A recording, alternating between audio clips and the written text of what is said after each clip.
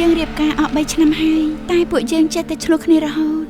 ខ្ជិលទៅផ្ទះដែលសារតែមានអារម្មណ៍ថាខ្លួនឯងមិនមែនជាប្តីដ៏ល្អមែនទេហើយការបញ្ចេញអារម្មណ៍របស់យើងប្រាប់ប្រពន្ធមិនមែនមានន័យថាយើងទន់ខ្សោយទេការរួមដំណេកជាមួយគ្នាជាវិធីមួយដើម្បីបង្ហាញអារម្មណ៍របស់យើងកុចមែនមានផ្ទៃពោះហើយ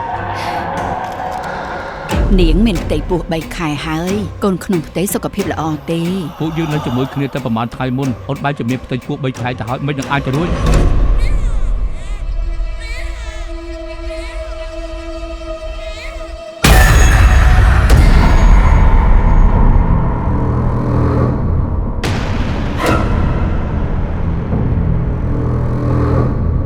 បិសាចដាស៊ីនចូលចិត្តលបងមនុស្សស្រីដែលរៀបការហើយដោយការខ្សឹបខ្សៀវនិងរំខានផ្សេងដែលធ្វើឲ្យប៉ះពាល់អារម្មណ៍របស់នាងគោលដៅរបស់វាគឺគ្រូពេទ្យមិនជឿខ្ញុំហើយឥឡូវលោកអាចារ្យមិនជឿខ្ញុំទៀត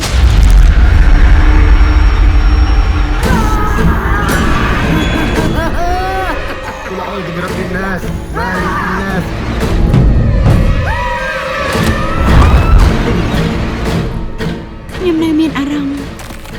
ដឹងកូនដែលលូតលាស់ក្នុងពួកខ្ញុំនោះទៀត